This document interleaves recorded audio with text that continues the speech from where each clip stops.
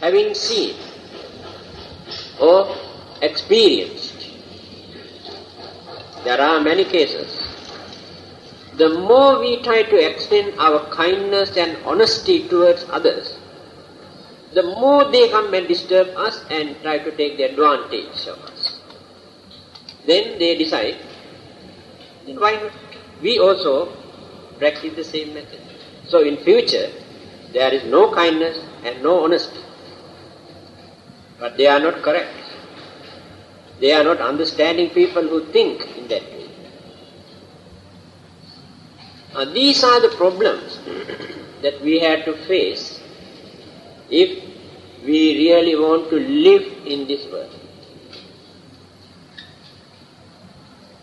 Worldly conditions are such that we never experience complete satisfaction in our life. Whether we are rich or poor makes no difference. Always there are some sort of unsatisfactoriness. So, when the rulers started to punish them, those culprits who violated peace and happiness of innocent people developed their cleverness and cunningness and their energy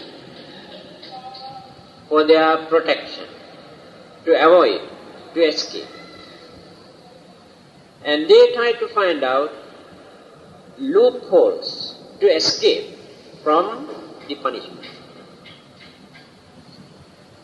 The human mind is such that all the existing laws, punishment and everything created by the man's mind, by using man's mind.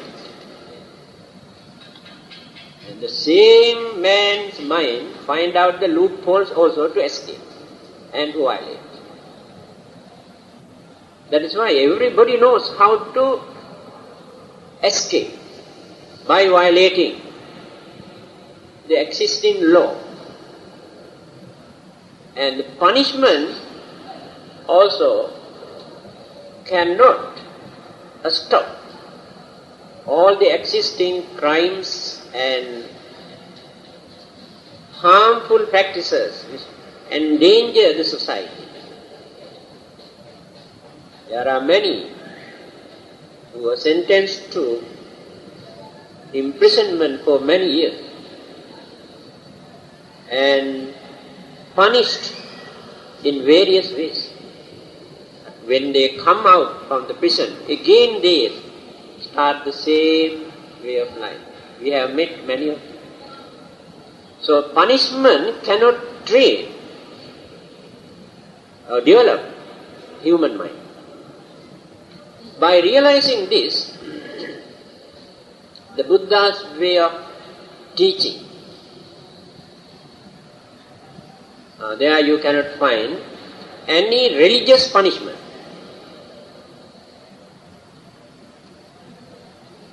Either beating or cutting or shooting or torturing the physical body. Buddhism never agreed with this method. The Buddha's idea is physical body is not responsible for our mistake. Then why do we torture the physical body?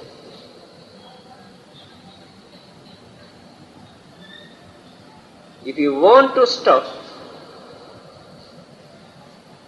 all those dangerous, immoral and harmful activities, what we have to do? First we must study the character or the behavior or the temperament or the attitudes of those people and find out why they want to violate. For what purpose? Is it for fun or due to the poverty or to take revenge? If not due to their ignorance, Or is it their habits or way of life? Find out the reason. So during the 45 years of the Buddha's life, when you study the whole lifetime, how he spends by approaching such people, when he come to know that there are some people who violate the peace and who disturb innocent people and who are very cruel, he goes there and talk to this person or this group, because he can understand where the mistakes in their mind. Why do they want to make such mistakes? So by realizing this, he directly gives some advice which appeal to their mind. Then they change their life. When you take few examples, you can understand this very clearly. All of you know Angulimala, murderer, gangster, terrorist, who had killed more than 1,000 human beings. Even the king also did not approach him scared. He could not stop his terrorism. So by realizing this situation, the Buddha went to see him in the jungle. But he knew, simply by preaching at once, it is difficult for him to train this young man. He had more than few hundred techniques of preaching. That is very important. How he approached and what sort of technique he has adapted to preach or to enlighten individual cases. Not the same method. In certain places he stood like giant. In certain places he obeyed like a small child by knowing the mentality. And certain cases he allowed people to abuse and accuse and insult him by using all the available words in their vocabulary. He was listening patiently, allowed them to express their views. Now then he started. There are very interesting hundreds of cases. So this young man, Angulimala, he wanted to kill the Buddha, to complete his vow. Last person. So he was very happy when he saw the Buddha, another human being is coming. He never knew that this is a great religious teacher. So he wanted to catch him. Then he started to run by holding his sword. The Buddha walked in normal way without running. He did not run.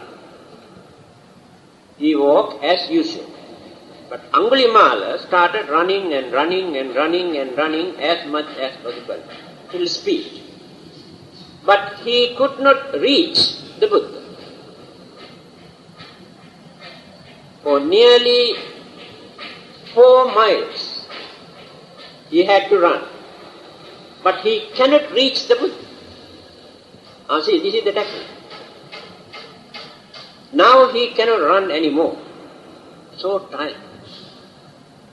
Then he asked, stop. Then the Buddha knew this is the time for me to talk to him. Before that he did not utter even one word.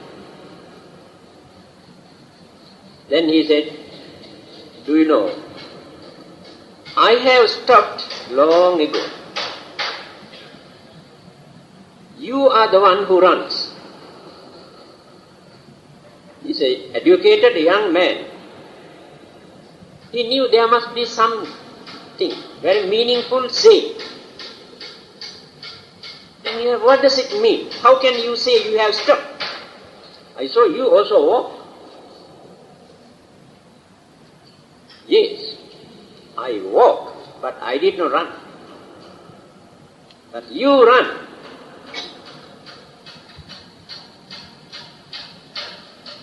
Then he asked, what is the reason that I could not catch you? Because you run. If you stop your running, then you can catch me. By running you cannot catch me. He cannot understand. Then he explained, I told you, I have stopped long ago. Violating, disturbing, torturing these others. I have stopped long ago. I told you, you are running. That means you kill innocent people. And because of this, you have to run such a long period within this wheel of life by suffering. Do you know that? So at once he realized his mistake. He admitted. So he threw away his sword and asked, can I follow you? Yes, why not? He followed the Buddha. Same day he was ordained as a monk. Number one murderer, gangster, terrorist who terrorized the whole country, the whole area. Within one day became a holy man.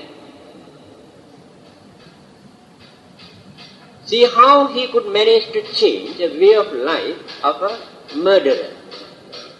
No punishment there. So punishment is not the solution.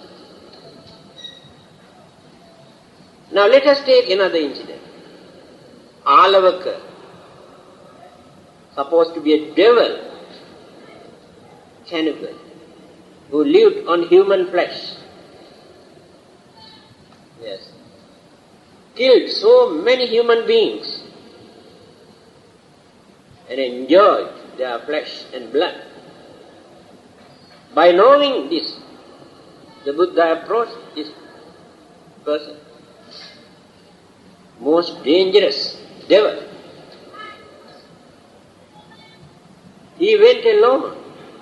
Usually when he goes out, sometimes he invites some of his disciples also. But that day he went alone.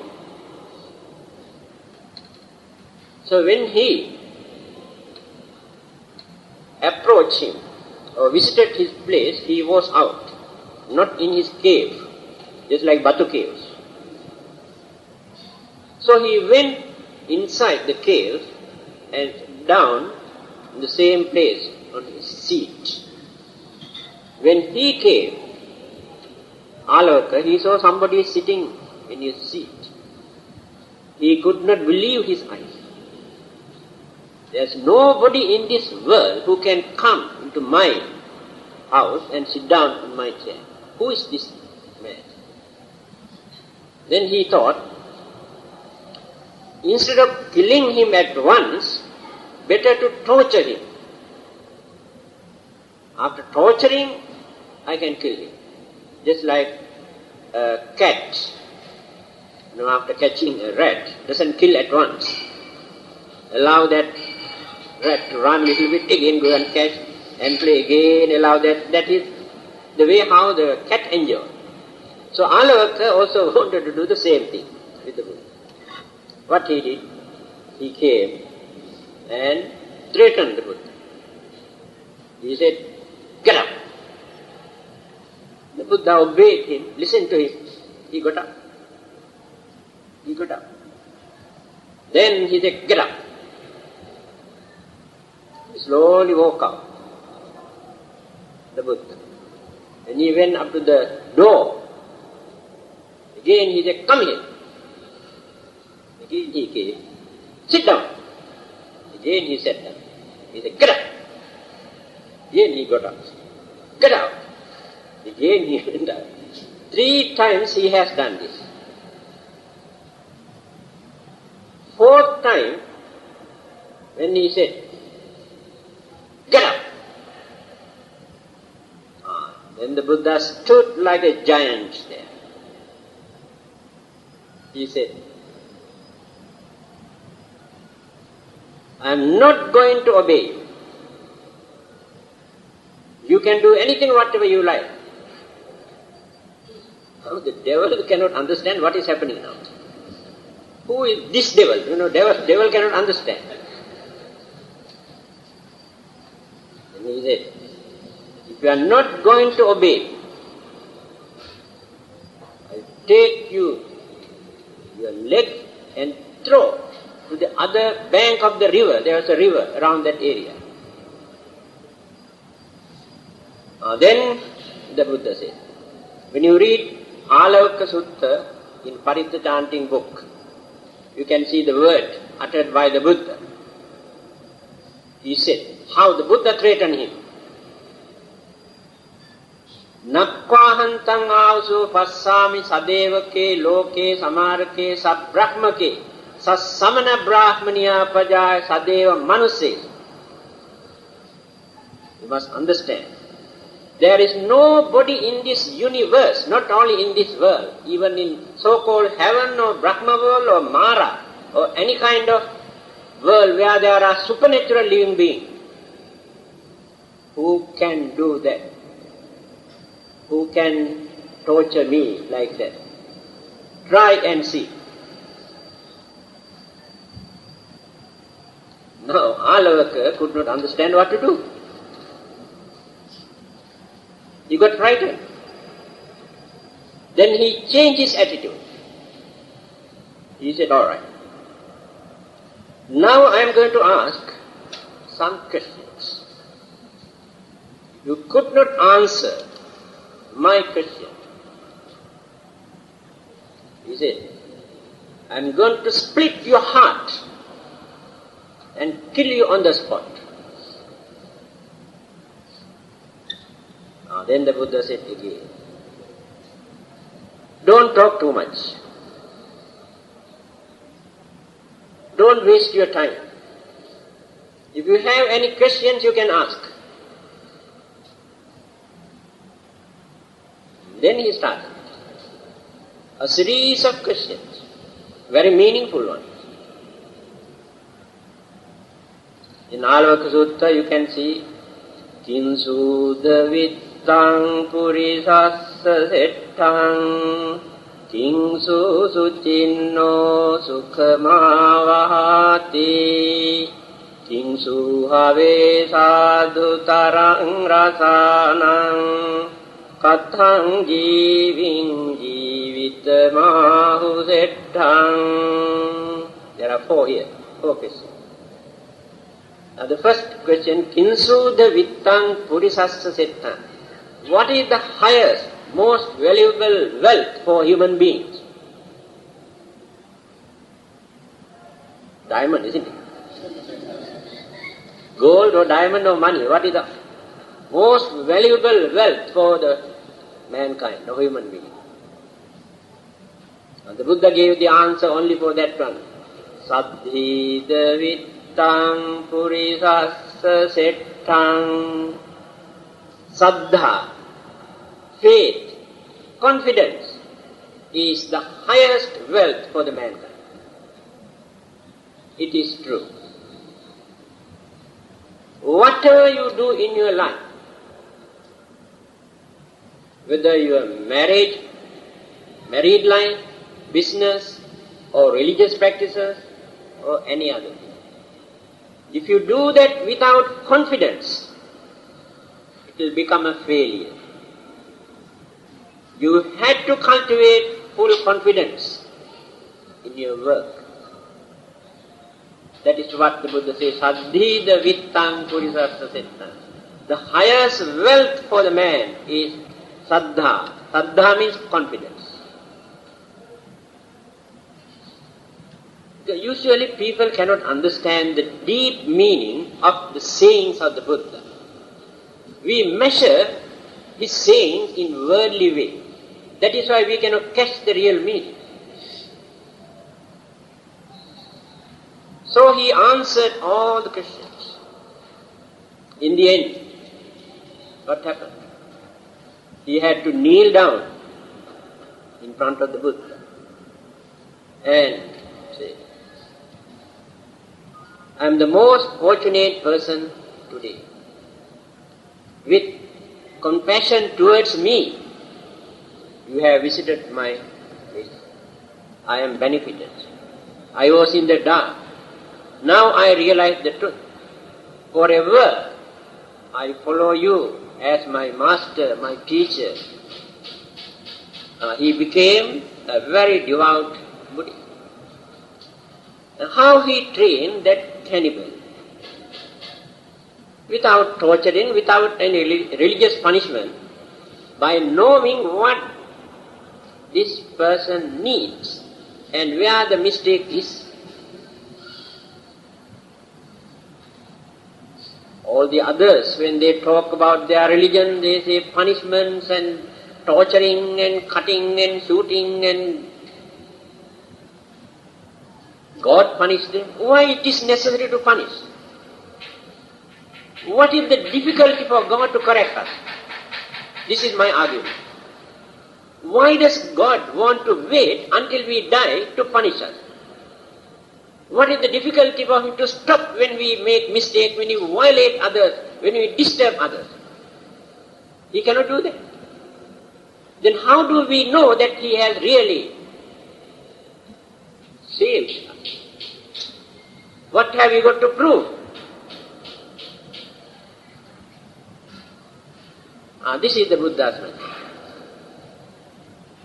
We can correct it if we know the methods. So punishing them, we cannot correct them. They keep quiet because of fear, but no changes in the mind. But whenever chances arise, again they commit the same mistake. No development, no understanding. So the Buddhist method is to cultivate the mind. Make them to understand their own mistake. Don't create fear in their mind to avoid the mistake. When that fear is no more in that mind, again they make the same mistake. People cannot understand this.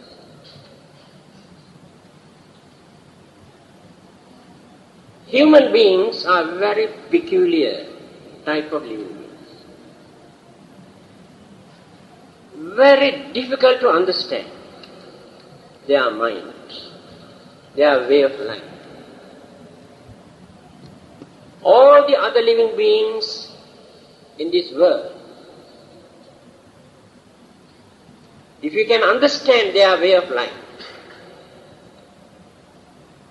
we can see there is some sort of disciplinary code. Animals also follow some sort of discipline.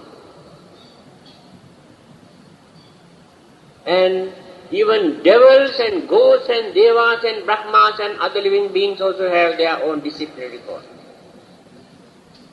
But human beings have no discipline.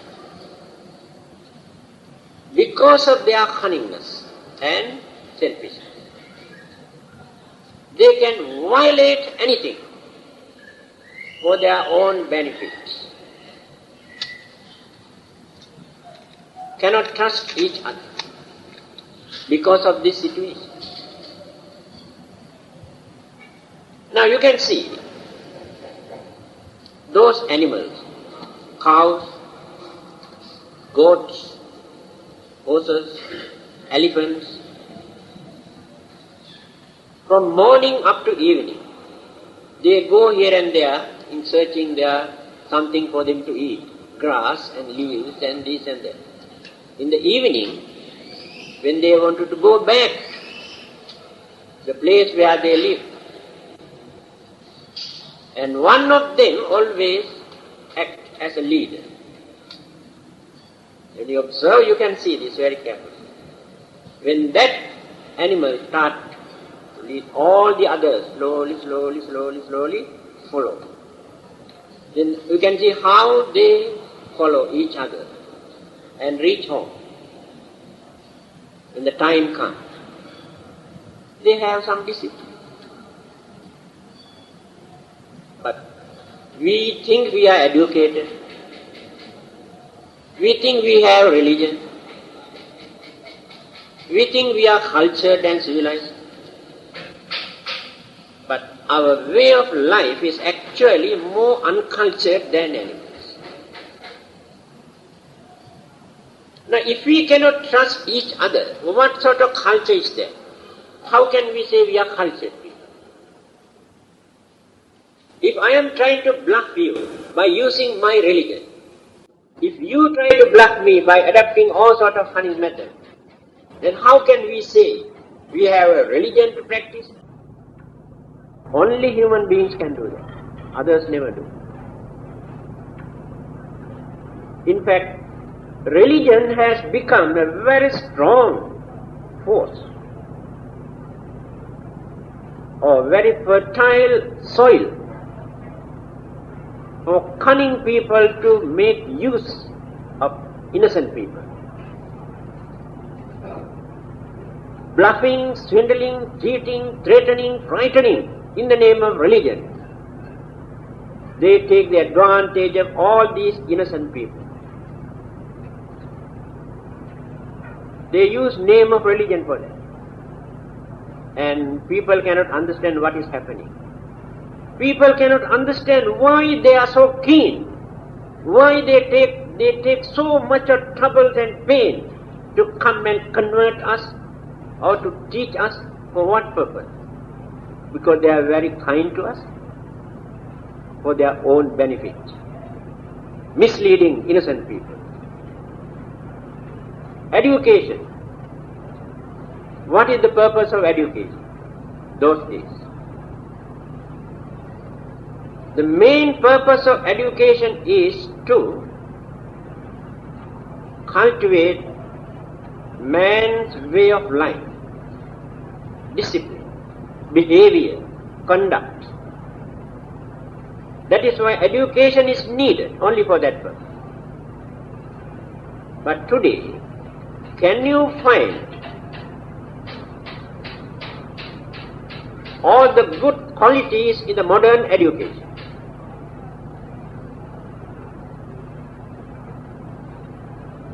They form their gangsters. Their gangs. Gangsters get together, those students, they form their gang to fight and attack each other in the school. And what is the purpose of their education? It is called job-oriented education. Everybody wants to learn to find out a job, but not to train their mind, not to discipline their mind, not to cultivate their way of life. No such idea in the modern education. Job. That is why there is a very keen competition. And many young boys and girls go mad halfway because of this tension and worry,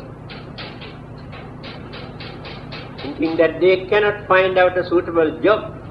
There will be no future according to this education in this country or that country, then they go mad. The main purpose of education is to learn how to live cultured human beings on this earth. No such thing.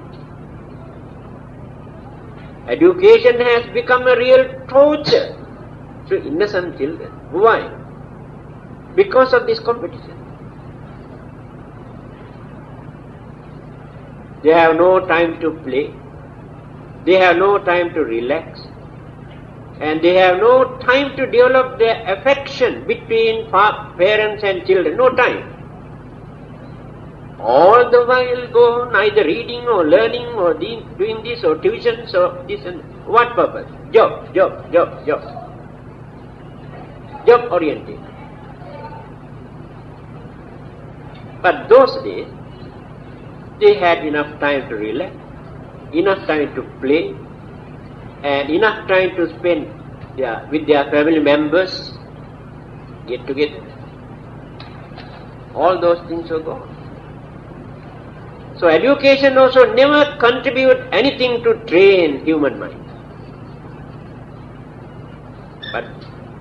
But modern education support ordinary devils to become very clever devils, that's all. All those violences, disturbances and calamities, disasters in this world, organized by educated people, using their scientific knowledge, technology, but not by stupid or uneducated people. That is the fate of modern education. So whatever we handle today, whether religion or education or politics or anything, everywhere you can see corruption, selfishness and cunningness.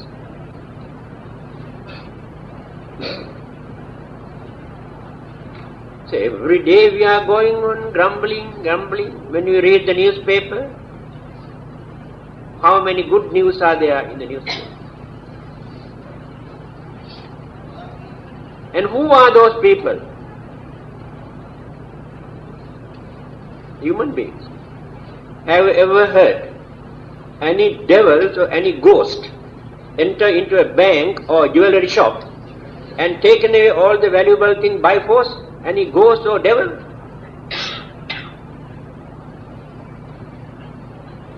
Well-dressed gentlemen, when talk nicely, shake hand, how are you? Oh, long time no see. Within a few minutes, they become devil.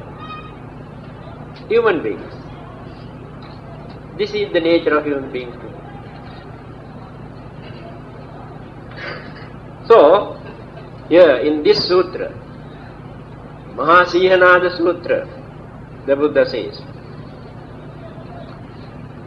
when rulers started to punish people thinking that they can stop all the violence, and they have become more violent and more aggressive and use their full efforts and knowledge and energy to escape from the punishment. Then, when this situation was aggravated, the man has developed very dangerous, poisonous cruelty, hatred, and to take revenge. These two things, cruelty and hatred, are the most dangerous weapons in our mind. At that time, we completely lose our human dignity, human intelligence, sense of reasoning, no more. Because those things are boiling in our mind. And we can do any dirty, wicked and dangerous things at that time. Now the situation is aggravated. How evil practices have become very common. Then, human conduct, behavior, and bluffing and cheating, and various other illegal, indecent practices started to develop. Among all the other immoral practices, most dangerous immoral practice is sex abuse. Others are not that bad.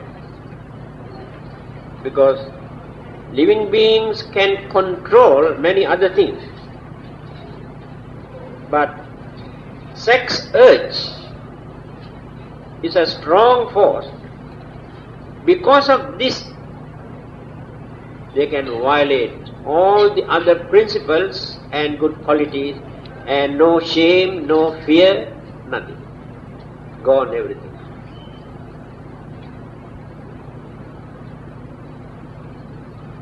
You can see how these things are spreading. But in those days, people are very shameful. Still there are certain countries, poor countries, who maintain shame and fear when they come to this area. But in many other countries, it has become so common, people can announce and they can glorify about their sex lives. Tell others also, you know, I got so many boyfriends, I got so many girlfriends. They are proud. This is the way of life.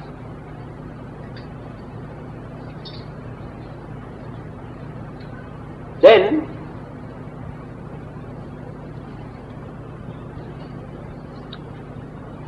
how they started their harsh,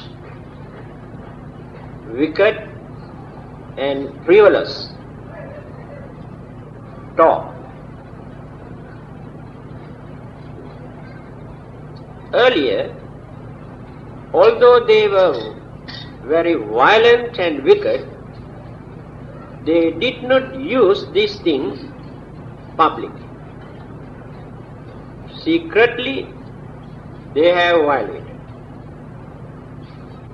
Now they are using their words to abuse, to accuse, to insult and to hurt, using all the available vulgar and wicked words. Human beings are the only living beings, according to the Buddha. I do not know, the Buddha says. When you read Anguttara Nikaya, one of the sutras, Sutra Pitaka, he says, long ago there were some kind of living beings on this earth. It's called Kinnara. Nara means human.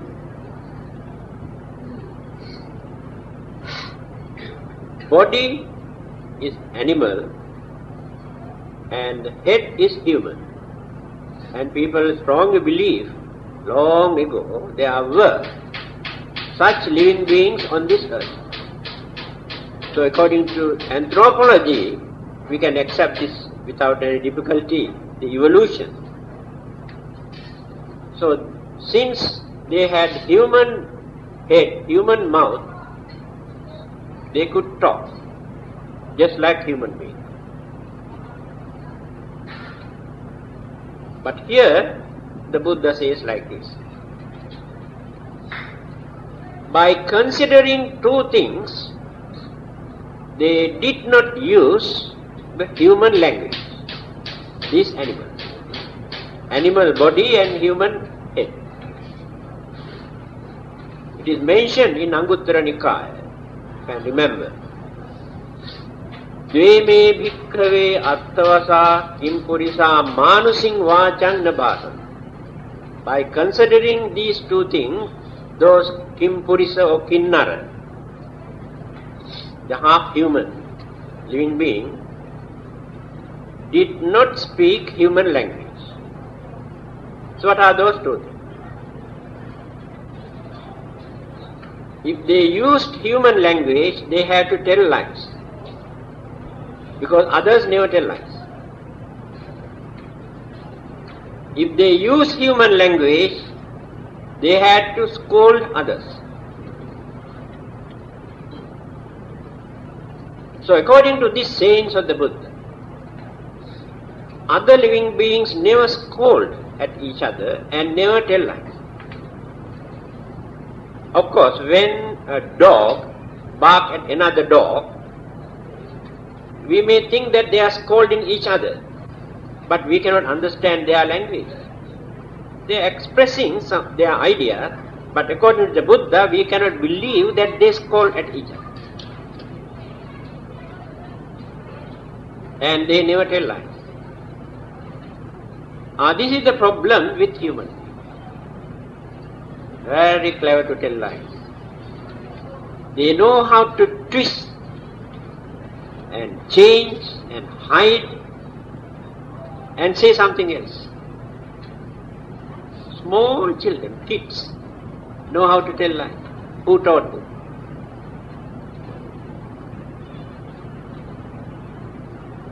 That is why it is very difficult to control. The animals we can control by beating, threatening, frightening. But we cannot control human beings because of this. Now, when we come to religion, actually, other living beings have no religion. They do not know anything about religion, but they have some principles. And we too had certain principles when we were practicing humanism. No Buddhism, Hinduism, Christianity, Islam or any ism at that time.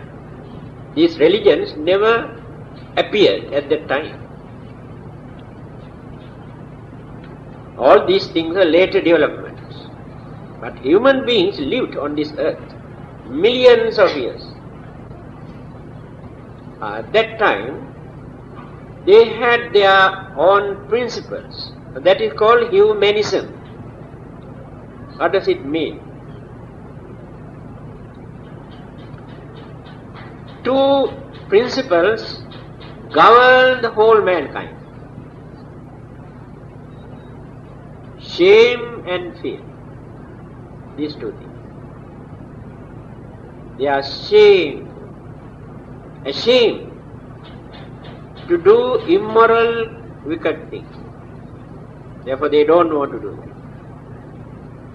They are scared of violating, disturbing, torturing, killing others. Shame and fear. It is called moral shame and moral fear. Morality is behind.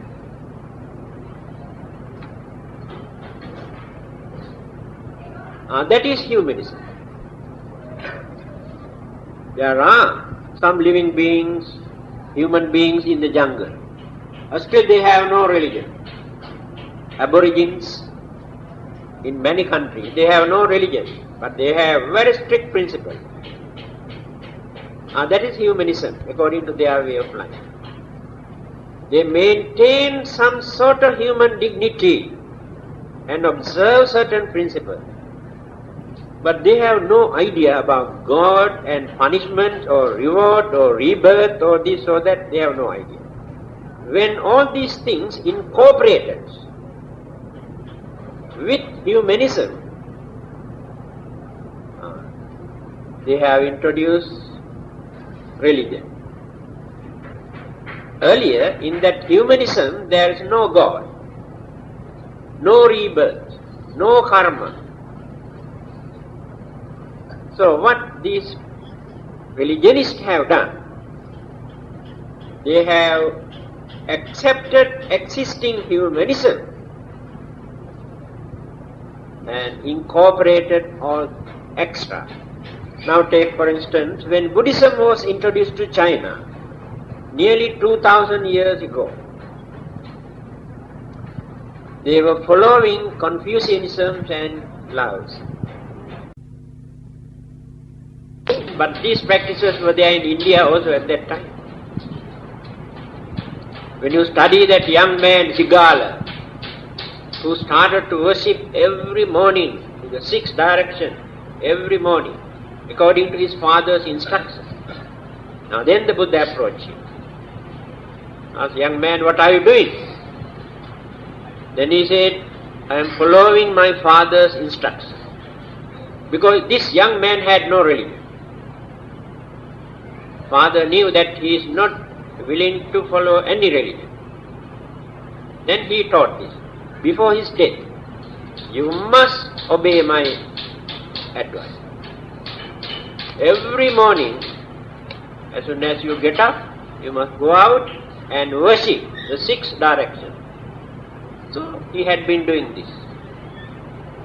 Then the Buddha came to see him. Asked, what are you doing? My father asked me to do this. Do you know the meaning of this? He said, I do not know. I follow my father's advice. Then the Buddha has given the practical and meaningful idea. Worshipping the east and the west and south and north and east and that. He says, respect your father and mother. Fulfill your duties towards your wife and husbands and children and teachers. And fulfill your duties without neglecting them. Your servants, your relatives, your friends, your attendants. That is the meaning of worshipping the 6 directions. Simply by worshipping, you won't gain anything. And these systems were there in China and India and many other countries at that time. When Buddhism was introduced to China, they realized that there are some new ideas that they have never heard in China. That is why they accepted. What are those things? They never had any idea or clear vision or understanding of life hereafter. What will happen to us after our death? Buddhism teaches this very clearly. They accepted. And they had no idea about this cause and effect or the karmic effect. So when you observed, they found out, yes, it is true. They accepted Buddhism. That is why Buddhism has become the most popular religion in China. But they have never given up their existing belief and practices. Although they have accepted new concept, new belief, new ideas from Buddhism, they followed the same existing practices. That is why we say this is Chinese Buddhism and that is Indian Buddhism. In India also, when you study very carefully, you can see so many Indian practices we follow as Buddhism. The Buddha did not encourage us to follow these things. So when you study Chinese Buddhism, actually 90% Chinese tradition, culture and practices, maybe 10% Buddhist idea. But that is Chinese Buddhism. It is natural. When you go to another country, Japan, Korea, Tibet, Mongolia, also the same thing. When you go to Thailand, people say pure Buddhism is there, Theravada Buddhism is there. But go and study very carefully. What sort of practices are there? What sort of belief are there? What sort of traditions are there? Can you prove this is the pure Buddhism? Can you say these are the things taught by the Buddha? No. Their own traditional practices. Even Sri Lanka and Burma, their own traditional practices. But we should not accuse or blame or condemn people because they accept this thing as their cultural practices. So, human mind, as I mentioned earlier, is very peculiar and difficult to train. Now, we have mentioned punishment, rewarding, threatening, frightening. we could not stop evil, immoral and wicked practice. Then religions interfere. One group of religions tried to train man's mind by bringing forward the concept of God. So that concept is very important to many people. If you violate this, God will punish you. Many people accept. They believe. And because of this belief in God, they do not want to do bad things. In that sense, belief in God is not bad. We cannot say it is bad. Then when you do this kind of good deeds to serve others or practice certain principles or virtues and good qualities, then the God will reward you. God like you. God love you. Now then they practice it. Otherwise they don't want to do any good things. So the majority here in this world keep away from certain bad thing because of God. And they also do some service to others because of God. Otherwise they never do it. And then another religious group says, forget about God. Whether God exists or not, that is not the important issue here. You must understand. Use your common sense and understanding. Why you should not do bad things. Don't think you cannot understand. You can. Because of your selfish ideas, your craving, you don't like to stop. Then, by considering your way of life, comparing your way of life with others, you can understand how you feel and how others feel when you go and violate them, attack them. So whether God exists or not, this is more than enough for you to understand why it is bad. By thinking in this way, we give a chance for our mind to think. Otherwise we never think. When you think there is a God to punish us, to reward us, you stop your thinking. You never think. You think God is responsible for everything. Here, open your mind. Think unbiasedly. Then you can understand whether God exists or not. That this is wrong, this is bad, this is harmful.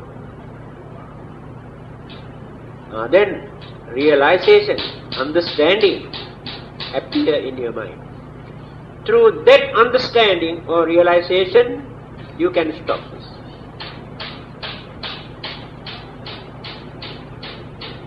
Again, do good. Do some service to others. Don't be so selfish. Think of others. Then people ask, what for? Why should we support others? For what purpose? Then they say, if you do that, then God will reward you. God will send you to heaven. In that case we don't mind.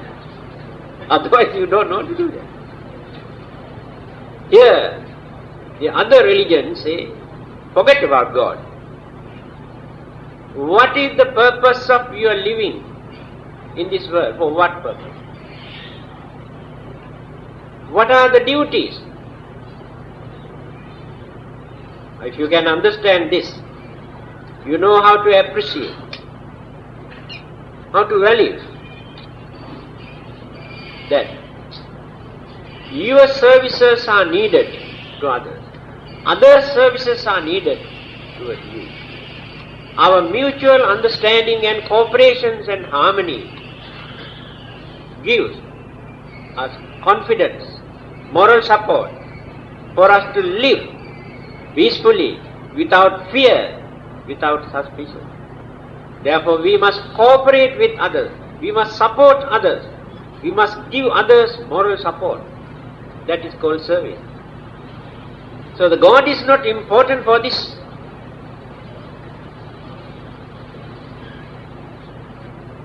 This is the Buddha's way of teaching. If God exists, so much the better, no harm. Don't try to say there is no God. What for? Don't say like that. But we can do all these things without depending on anybody. Our understanding is the important thing here.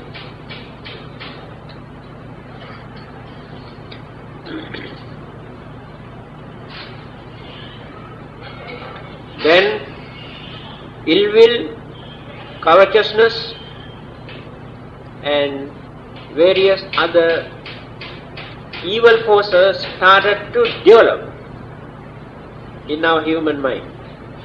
Now you can see how all the evil forces appear one after the other.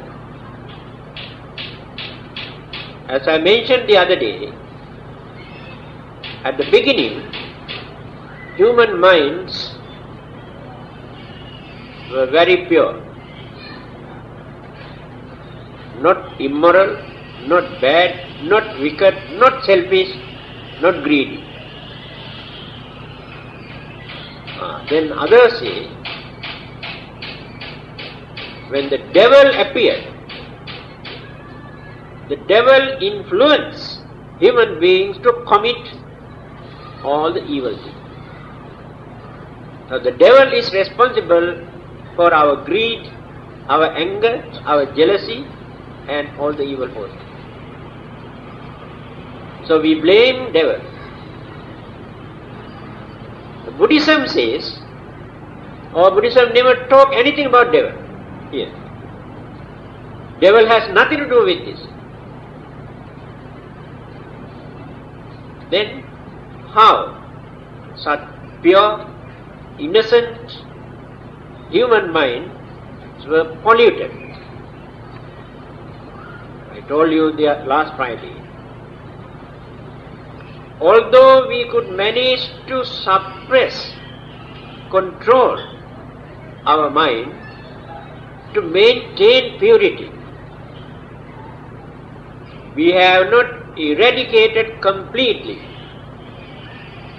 not uprooted completely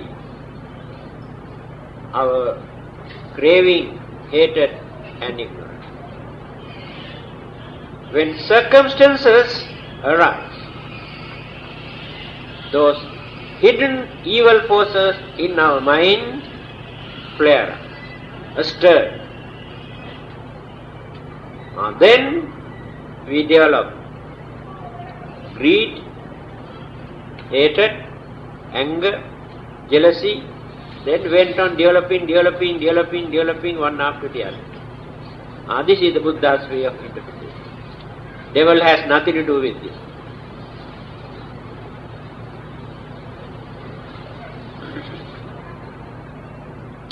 Later, when more and more evil forces, wicked thoughts, selfish ideas, immoral practices prevailed, completely polluted the normal human mind, then people become a skeptic. They say, religion is useless,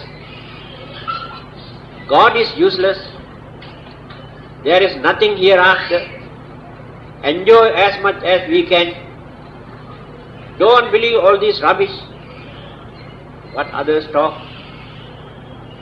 It is spreading now.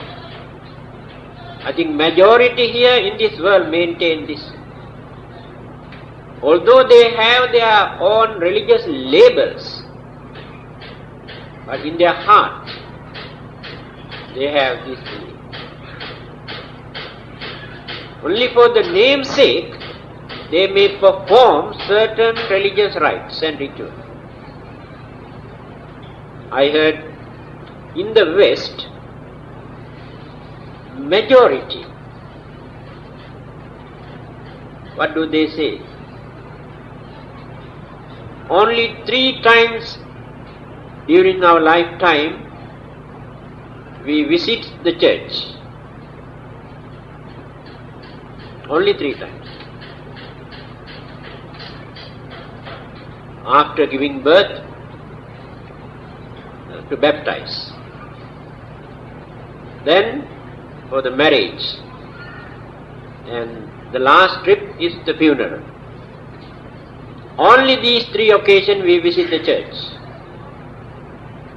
Besides these 3 things, we never think of religion. This is their way of life. And what about this part of the world? Here in this part of the world, what is happening? We have more religious rites and rituals and ceremonies and thousands and one thing. In the name of religion, we develop all these things, but religion is not there. We spend thousands and thousands of dollars to perform certain rites and rituals, either to glorify, just to show off, or because of fear, but no religious feeling. Therefore we say religion existed.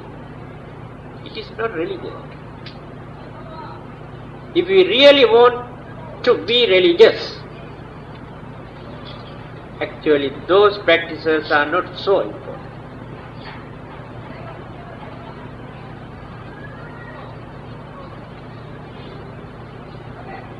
But since we have organized these practices in the name of religion, we maintain our religious tradition.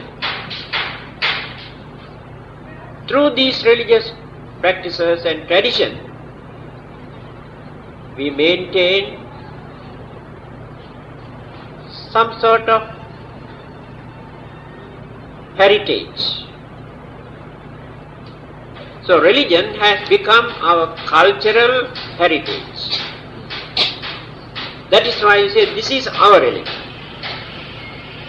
Cultural heritage. This is our religion. And that feeling, that our or my religion, protect and maintain, to carry on this religious traditional practice. But in the West, you cannot find so much religious rites and rituals and ceremonies.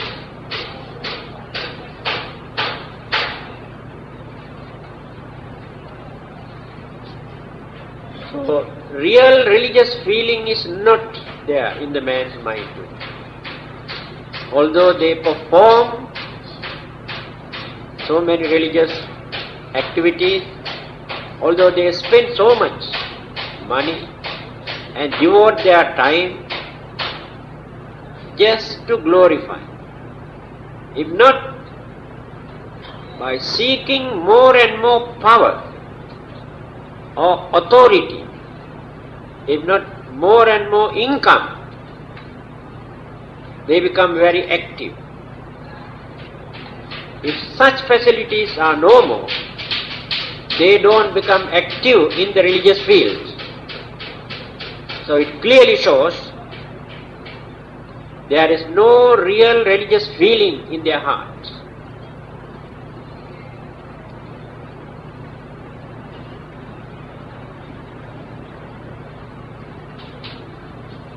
After this a skeptical belief and ideas that there is nothing hereafter, we can enjoy our life. Not necessary for us to be kind or honest. Try to earn as much as possible to enjoy our life. These beliefs are very common. then what will happen? There is no unity, no harmony, no understanding, no cooperation. Their way of life is just like trees, plants in the jungle. One plant has no connection with the other plant. They grow individually. No cooperation. So our human life also become like this. You don't care for others, then not even your own family life. You can neglect your wife or your husband or your children or your relatives. Too much of individualism. The idea that I don't care for others is the main purpose in their life. I want to enjoy myself. I don't care for others. I don't care whether they suffer or not. No humane feeling.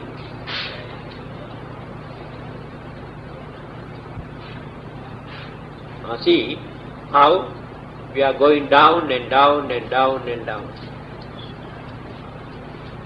And we do not know where we are at this juncture.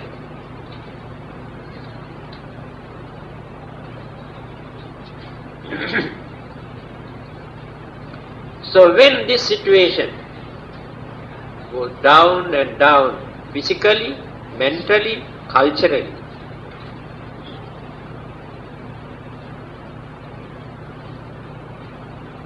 our maximum lifespan goes down to 10 years. Now 65. 10 years. 10 years old male or female become grandfather and grandmother at that time. More and more sicknesses, new sicknesses already started. Very funny sicknesses spreading all over the world. Human behavior, human mind are responsible for this, for these new sicknesses. Our appearance, no real human appearance, very artificial.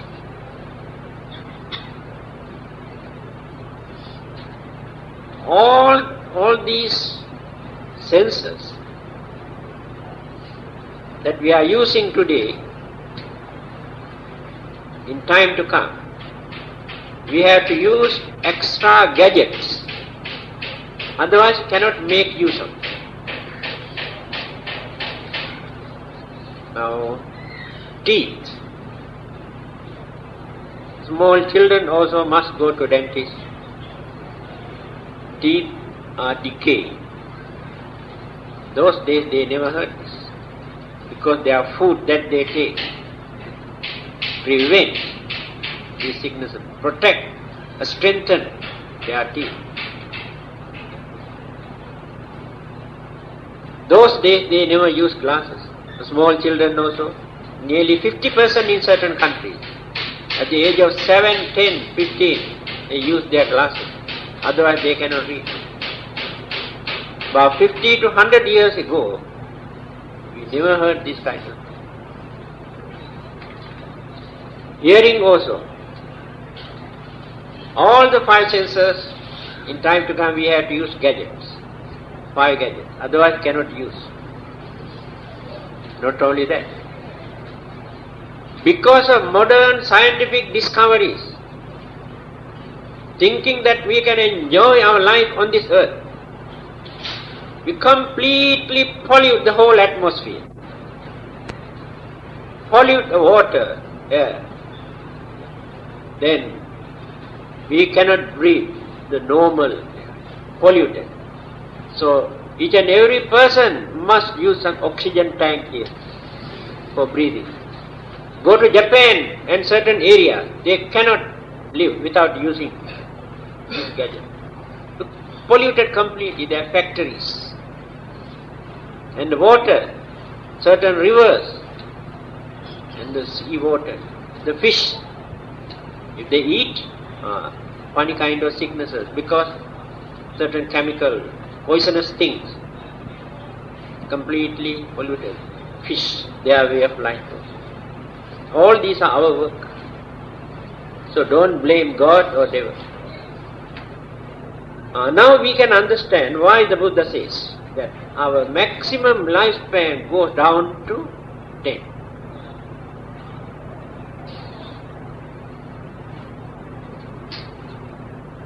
Without changing our way of life, without changing our mind, without realizing our mistake, whatever religion we believe,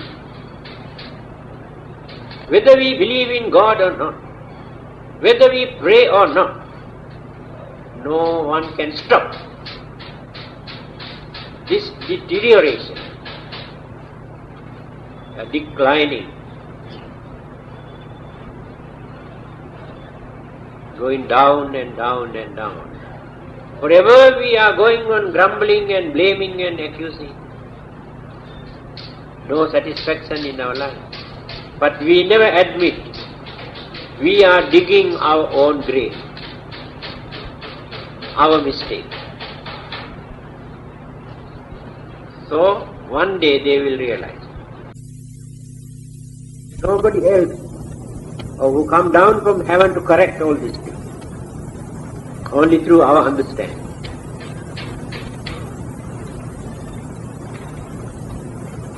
So today we stop here, number 16. 8 items I have discussed today. There are some more. It's a long way to go.